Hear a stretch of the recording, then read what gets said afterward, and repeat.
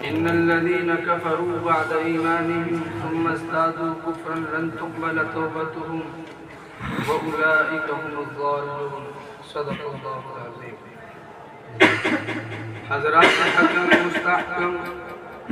برسر اسٹیج تشریف فرما علماء کرام و شرکائے انجمن، یہ ایک ناقابل تردید حقیقت ہے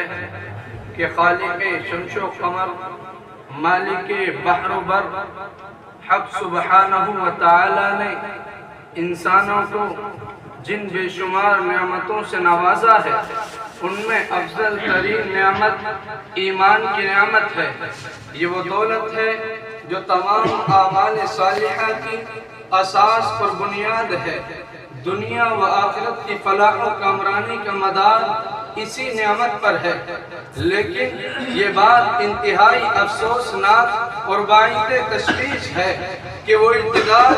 جس کی اسلام میں سخت وعیدیں اور سنگین ترین مذمتیں آئی ہیں، امت مسلمہ کے نوجوان لڑکے اور لڑکیاں اسی کے شکار ہوتے جا رہے ہیں۔ ارتداد کا فتنہ ہر چہار جانب سے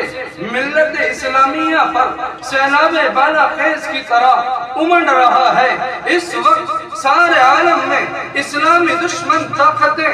متحد اور ایک جٹ ہو کر دولت ایمانی کو نگلنے کے لیے ازدہا بنی ہوئی ہیں۔ اگر ایک طرف قوانین شرعیہ پر حملے کیے جا رہے ہیں تو دوسری طرف فرقہ پرست طاقتیں مسلم بچیوں کو اقتدار کے دہانے تک پہنچا رہی ہے۔ اگر ایک طرف سوشل میڈیا کے ذریعے نئی نسلوں کے ذہن و دماغ میں اقتدار کا زہر گھولا جا رہا ہے تو دوسری طرف اسکولوں اور کالجوں میں فحاشی اور عریانیت کا ماحول بنا کر ان کے لیے کفر و الحاد کے راستے کو ہموار کیا جا رہا ہے۔ اگر یہ سوال کیا جائے کہ ان تمام شرور و فتن کا قصوروار کون ہے، ان کے اسباب و وجوہات کیا ہے، تو شرم و حیا کے سمندر میں ڈوب کر یہ جواب دینا پڑتا ہے کہ کفر و ارتداد کے اندھیری کوٹری تک رسائی کرنے کا اولین سبب وہ والدین ہیں جنہوں نے اپنی اولاد کی تربیت غیر اسلامی طور پر کی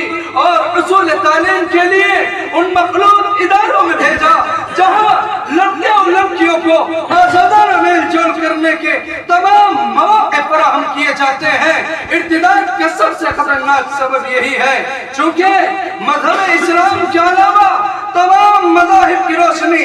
مند پڑ چکی ہے، اسی لیے مخالفین اسلام نے عوام کو اسلام سے برخستہ کرنے کے لیے مختلف تنظیمیں قائم کی ہیں اور وہ اپنے گنڈوں کو وافر مقدار میں رقم ادا کرتے ہیں تاکہ وہ دختران ملت اسلامیہ کو دولت کی تمہ دے کر جھوٹی محبت کے جھانسے میں پھنسائیں اور رفتہ رفتہ انہیں دولت ایمانی سے محروم کر کے کفر کی دلدل میں دھکیل دیں۔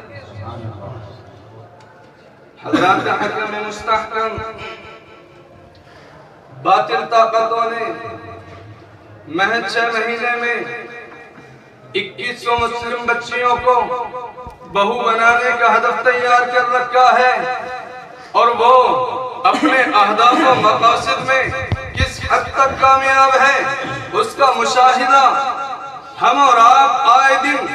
سوشل میڈیا پر کرتے رہتے ہیں۔ ارتداد کو مزید ہوا دینے کے لیے غربت و افلاس اور فقر و فاقہ بھی ایک سنگین سبب ہے۔ اگر میں یوں کہوں کہ منظم طریقے اور پلاننگ کے تحت مسلمانوں پر مفلسی کے حالات مسلط کیے جا رہے ہیں تو کوئی مبالغہ نہیں ہوگا۔ خلاصہ یہ ہے کہ اس طرح کے انگنت اسباب ہیں جو ہمارے ایمان کو سلب کرنے کے لیے ایک مہلک بیماری ہے۔ سربراہان ملت اسلامیہ اپنے دین و ایمان کی بقا و تحفظ اور ارتداد کی انسداد کے لیے کوئی نئی مخلوق آنے والی نہیں ہے، بلکہ ہمیں اور آپ کو ہی اس کفر و الحاد کے راستے میں سد سکندری بن کر حائل ہونا پڑے گا تاکہ اس بھیانک فتنے کا سبزباب کیا جائے۔ اس بڑھتے ارتداد کی روک تھام کے لیے لازم ہے کہ اسلام نے عورتوں کو جو مقام عطا کیے ہیں انہیں اعلیٰ پیمانے پر اجاگر کیا جائے، دین و اسلام کی قدر و منزلت کو ان کے دلوں میں راسخ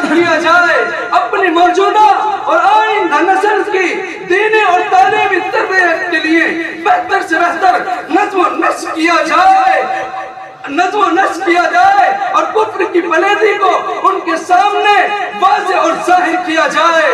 اس منصوبہ بندی کے تحت بچھائے جانے والے جال کی روک تھام کے لیے ہر ممکن کوشش کی جائے۔ انہیں بتایا جائے کہ ہماری بہنوں تم کس سازش کے تحت اپنے آپ کو عصمت دری کے لیے تیار کر رہی ہو۔ آؤ قرآن تمہیں بلاتا ہے فَفِرُّوا إِلَى اللَّهِ، آؤ اللہ کی طرف، آؤ توبہ کر لو، آؤ اپنے آپ کو مذہب اسلام جیسے صاف و شفاف اور پاک دامن جیسے مذہب سے اپنے آپ کو وابستہ کرو، کیونکہ یہی وہ مذہب ہے جس میں دنیا و آخرت کی کامیابی اور کامرانی کا راز مضمر ہے۔